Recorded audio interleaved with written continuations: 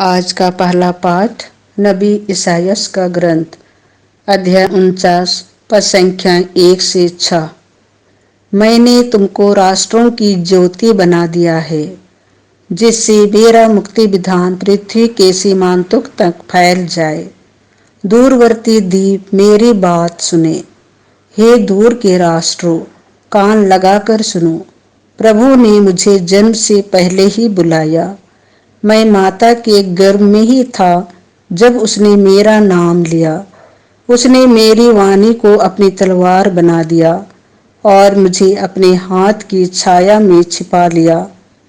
उसने मुझे एक नुकीला तीर बना दिया और मुझे अपने तरकश में रख लिया।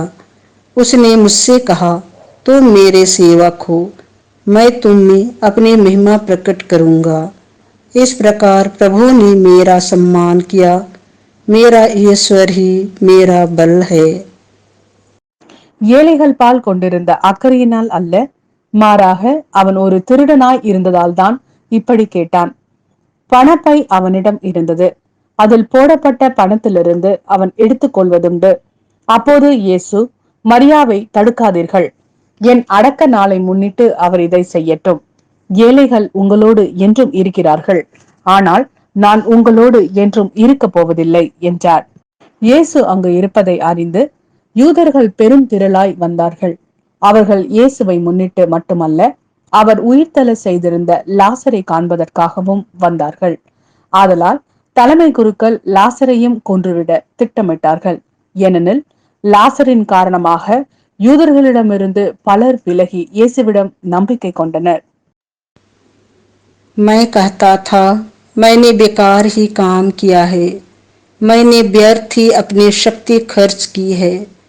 प्रभु ही मेरा न्याय करेगा, मेरा पुरस्कार उसी के हाथ में है। परंतु जिसने मुझे माता के गर्भ से ही अपना सेवक बना लिया है, ताकि मैं याकूब को उसके पास ले चलूं और उसके लिए इस्राएल को इकट्ठा कर लूं, वही प्रभु अब यह कहता है, याकूब के वंशों का उद्धार करने तथा इस्राएल के बचे हुए लोगों को वापस ले आने के लिए ही तुम मेरा सेवक नहीं बना। मैं तुम्हें राष्ट्रों की ज्योति बना दूंगा, जिससे मेरा मुक्ति विधान पृथ्वी के सीमांतों तक फैल जाए। यह प्रभु की वाणी है। संत योहन के अनुसार पवित्र सुसमाचार अध्याय 13 पद संख्याएं 21 से 33, 36 से 38। तुम में से ही एक मुझे पकड़वा देगा। मुर्गे के बांग देने से पहले ही तुम मुझे 3 बार अस्वीकार करोगे। यीशु अपने शिष्यों के साथ भोजन करते समय व्याकुल हो उठे और बोले, मैं तुम लोगों से कहे देता हूँ, तुम में से ही एक मुझे पकड़वा देगा। शिष्य एक दूसरे को देखने लगे। वे समझ नहीं पा रहे थे कि वह किसके विषय में कह रहे हैं। यीशु का एक शिष्य जिससे वह प्यार करते थे, उनकी छाती के सामने लेटा हुआ था। सिमोन पेतरुस ने उससे इशारे से यह कहा, पूछो तो वह किसके विषय में कह रहे हैं। इसीलिए वह यीशु की छाती पर झुककर उनसे बोला, प्रभु वह कौन है?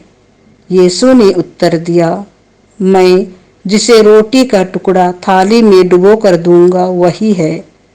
और उन्होंने रोटी डुबोकर सिमोन के पुत्र यूदस इस्करियोती को दी। यूदस ने उसे ले लिया और शैतान उसमें घुस गया। तब यीशु ने उससे कहा, तुम्हें जो करना है वह जल्द ही करो। भोजन करने वालों में से कोई भी नहीं समझ पाया कि यीशु ने उससे यह क्यों कहा। यूदस के पास थैली थी, इसीलिए कुछ लोग यह समझते थे कि यीशु ने उससे यह कहा होगा कि हमें पर्व के लिए जो कुछ चाहिए वह खरीद लेना अथवा गरीबों को कुछ दान देना। टुकड़ा लेकर यूदस तुरंत बाहर चला गया। उस समय रात हो चली थी। यूदस के चले जाने के बाद यीशु ने कहा, अब मानव पुत्र महिमान्वित हुआ और उसके द्वारा ईश्वर की महिमा प्रकट हुई। यदि उसके द्वारा ईश्वर की महिमा प्रकट हुई तो ईश्वर भी उसे अपने यहाँ महिमान्वित करेगा और वह शीघ्र ही उसे महिमान्वित करेगा। बच्चों, मैं और थोड़े ही समय तक तुम्हारे साथ हूँ। तुम मुझे ढूंढोगे और मैंने यहूदियों से जो कहा था अब तुमसे भी वही कहता हूँ। मैं जहाँ जा रहा हूँ वहाँ तुम नहीं आ सकते। सिमोन पेतरुस ने उनसे कहा, प्रभु, आप कहाँ जा रहे हैं? यीशु ने उसे उत्तर दिया, मैं जहाँ जा रहा हूँ वहाँ तुम इस समय मेरे पीछे नहीं आ सकते, तुम वहाँ बाद में आओगे। पेतरुस ने उससे कहा, प्रभु, मैं इस समय आपके पीछे क्यों नहीं आ सकता? मैं आपके लिए अपने प्राण दे दूंगा। यीशु ने उत्तर दिया, तुम मेरे लिए अपने प्राण दोगे? मैं तुमसे कह देता हूँ, मुर्गे के बांग देने से पहले ही तुम मुझे 3 बार अस्वीकार करोगे। यह प्रभु का सुसमाचार है।